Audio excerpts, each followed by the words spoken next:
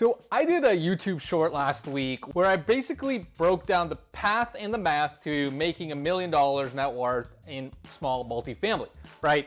And as soon as I posted that, right away I got a couple of hate comments. Not surprised, all good, right? But people doubting like, oh, well, that's impossible in my market, or you're not realistic, or you must have been fed trust fund money and all that good stuff, right? What I thought I would do in this video is actually break down in more detail about this path to the math of making $1 million in multifamily, right? Because, you know, if you guys don't know my story, I mean, I'm definitely not a trust, I'm the furthest thing from a trust fund that you can probably imagine. No family money was given to me, right? I had to save up my own money after college working to buy my first property, house hack that. And then I really had to scrap and figure out any way possible to grow out my portfolio in my 20s, right? And that's how I was able to scale up. You know, today I'm over $35 million in multifamily assets, but it came from scrapping. It didn't come from someone giving me, you know, my rich uncle gave me a check. So I'm gonna break down all the details, the path and the math. Hopefully it's helpful for you guys, and we're gonna get after it right now. What's going on, guys? My name is Lior, and welcome back to my channel. Now, before I get into the meat and potatoes of the video, two super quick things, guys. Number one, if this is your first time on my channel, first of all, welcome. Second of all, make sure you subscribe, right? If you're looking for content all about multifamily investing, you know, I'm talking about videos on construction, financing, deal analysis, operations, you know, the path and the math, like this video, right? If that's the kind of content you're looking for, make sure you hit up my channel and you'll get new videos put out weekly. So before we break down the details on the how-to, right, of, you know, how does someone go from 0 to $1 million in net worth using multifamily investing, let me actually break down that math, right? So we'll start with the math, and I'll kind of highlight, I got it penciled out right in front of me, and then we'll actually talk about the how-to, right? So, you know, if you wanted to create that $1 million net worth in small multifamily investing, right? Here is a typical project, a small multifamily building that I get across my desk quite a bit and I see all the time. So here's the typical math on it, right? Let's say you buy a building for about $600,000, right? In Boston, that would probably get you 2 units. Back in the day, it would get you 3. Today, it's a little pricier. Still, $600,000. You're gonna put $100,000 of renovation costs, right? So, you know, a fair amount. You're gonna do a fair amount of work, kitchens, baths, probably electrical, plumbing. Although that's not enough, you know, it's not really a gut rehab kind of job. And then you're gonna do $25,000 of soft costs, right? You're gonna incur soft costs while you're renovating. So this is going to be between your mortgage payments, your taxes, insurance, any sort of utilities that are going on while you're renovating the building. Let's say the building on the back end is worth $850,000, right? I mean, nothing crazy, but that's a pretty typical kind of spread. You can see that your all-in cost is about $7.25, right? $725,000, which means on paper you made $125, right? Assuming then you go out to rent it and you hold on to it, right? Now, $125,000 equity on an $850,000 stabilized building, that's about a 15% margin on your after repair value, which is very attainable in most markets, right? Even in a competitive market like Boston where I play at, that's not a crazy margin, right? That's a pretty straightforward kind of solid deal that I see quite often. You just create $125,000 doing this deal. So all you really need to do, and I say all kind of lightly because it does take a lot of work, right, is you need 8 projects like this where you can make that $125,000 spread, and boom, there's your $1 million.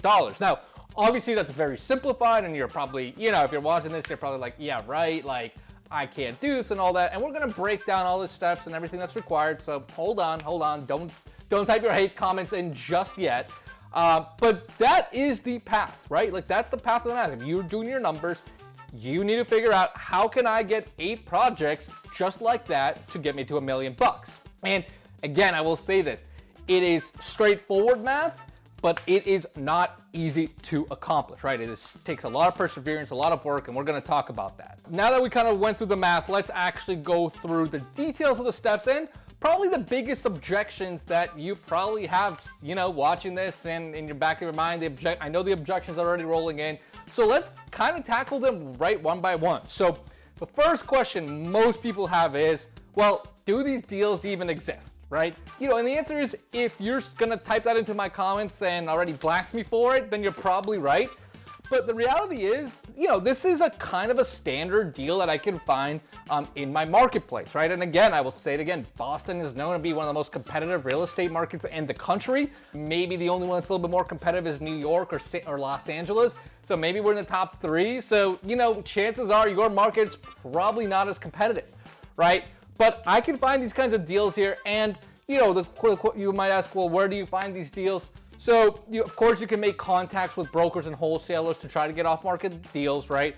I've obviously bought in deals like that where, someone ties it up, or, a broker has a property that he doesn't want to list on the MLS, and I get to scoop the deal up. But believe it or not, I've actually bought a fair amount of deals off the MLS with these kinds of margins or better, right? Now, again, is it straightforward? Kind of, yeah. I mean, you can go to the MLS and find these deals. Is it easy? No, because you need to go through a lot of deals, right? I mean, the amount of garbage I filter through in terms of deal flow is high, right? I look through a ton of deals. I know exactly what kind of deal I'm looking for. I know what to look for in terms of renovation, how much renovations I want to take on, what kind of price I want to pay. So it does take a lot of work, but it's certainly out there, whether you're going to get it off market or on MLS. Now, next objection you have in your head is, well, maybe you got fed money for your down payments for 8 properties, but I don't, and I don't have the down payments to do that. Let me just be super clear about that. I did not have just money sitting in my bank account, nor do I have a rich uncle that gifted me a bunch of funds that said, hey, go buy these properties and, you can go from there, right? That is absolutely not the case, furthest from the truth. Like I said, did not have any family money. My first property I bought by saving up cash from working my first job after college. But afterwards, in order to scale my portfolio, I ended up figuring out that you can partner with private money lenders, right, who can help you fund your deals in order to scale out your portfolio. Now, let me kind of beat down one myth right at the top, right? Probably one thing you've heard about private money lenders is that, hey, you know what? If the deal's good enough, or if you find a great deal, then the money will automatically come and you'll be able to finance it. And I can tell you from personal experience, absolutely not true. It's not true, right? And maybe if you're if you've got a massive resume and you've already done a ton of projects, today for me, it's probably a little bit easier, right? I mean, I still have to work every time I raise money, but it's never like, oh, the money's just gonna flow to you. That's just not the case. But if you're just starting out, you absolutely have to put in a ton of work into trying to connect with these private money lenders in order for them to try and finance and fund your deals, right? So that you can have cash coming in to fund down payments, soft costs on all your projects. Now, again, straightforward, but not easy, right? Because how do you do this? Well, it takes a ton of work. What I did was I went to a ton of meetups, shook a lot of hands, networked with a lot of people, try to find people, that were interested in investing, maybe didn't want to do the work themselves. And I was going to be the guy, that was going to run the project while they were going to be kind of the private money lender, right? So I put in a ton of groundwork. I did a lot of webinars. I did videos. I went to meetups. I ran meetup events myself eventually, right? Like after my first couple of projects, I would host people to come on in, show them the project, and then they would be interested in lending on my next deals, right? So it takes a lot of work. Do not get this wrong. But if you put it in, if you put in the work and you do all the things you're supposed to do, eventually people will take notice, right? Eventually people will say, you know what? This guy's really good at real estate. I've met him a bunch of times. We've got a great relationship. Let me invest in his deals. Let me see how it goes, right? And that's how it goes. And that momentum builds over time. It's not a one-day pill. I don't care what you read, where you read it, if you read some bullshit Instagram thing, sorry for my language, but if you read some Instagram post that says that, you're just getting lied to your face. I mean, that's just the reality of it. So we kind of hit that potential objection. The next thing you might be thinking about is, well, all right, maybe I can get private money lenders to fund my down payments and my soft costs, but what about the actual loan and what about the actual construction financing, right? If I'm going to do a BRRRR or a value add, I need to renovate the property. Where am I going to get the money to do that? And that actually is probably a little bit easier. You just have to get educated about the different types of commercial financing available, right? Realistically, if this is your first deal, you're probably going to take a hard money loan, right? And hard money loan is going to finance, let's say 75 to 80, 85% of the acquisition. And then they're actually going to finance 100% of your construction proceeds as well. They might even finance part of the interest reserve as well. So you might even have some of your interest costs covered. right? So that actually, you just need to learn about it, understand what kind of terms they offer, and then put that into your overall package between the financing, raising the money, and deal analysis to make sure that the deal works with the proposed loan that you're gonna get. So now maybe you're thinking, all right, fine, the financing part I can figure out. It looks like I have a couple of options. You know, maybe the last objection that you might have in your head is, well, dang man, like I've never done construction, I've never done projects, like I didn't go to school for construction, maybe you did, but I didn't, so I don't know how to do that. And again, let me beat this objection down out of your head. I didn't either. I went to school and I actually studied biochemistry. I was a science nerd, right? Like I had no idea. I never imagined I'd do anything with construction in my life. And you know, my dad always told me that I couldn't swing a hammer to save my own life, right? And I tell people, like on my first project, even when I did jump into my first one, I didn't even know what a city permit was, right? Like I literally had no idea. I thought you could just get right to work. You know, then the contractor said, hey, do you have a permit for this? And I was like, what? Right? So I literally had zero background, you know, and it's not like something I went to school for. So this is not a requirement for you to get into your project. But what did I do in order to kind of mitigate that, right? Again, went to try to study up as much as I can, went to meetups, talked to people, right? I talked to as many developers, as many investors that I could find, and again, learn from them. And ultimately, the best path I decided for myself was, you know what? I don't feel, you know, I didn't feel like I was super confident in my abilities to do the construction aspect, so I decided I would try to partner up with an experienced investor. And you might be thinking, oh, well, there you go, boom, I'm gonna go, you know, ask the next investor I see that's got a couple properties to partner up. But again, you're not seeing the work that goes into that, right? So like, what would make an experienced investor interested in partnering up with you? So when I was thinking about that, I decided I would bring as much value to the table. So what did I do?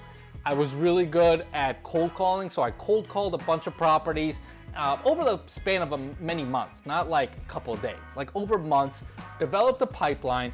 Eventually I was able to find a deal that I thought made a lot of sense, so I brought in the investor / developer, and he agreed. He thought it was a great deal. And so not only did I find the deal, I also then ended up helping raise the funds for, you know, the private money funds that we needed, right? And again, this came through networking, talking. I ended up connecting with a few people that said, hey man, like, you know, if you bring us a deal, you know, we'll consider investing in it. You seem to be really into this. And that's exactly what I did, right? So I brought this experienced investor. I helped them raise the funds needed for the property.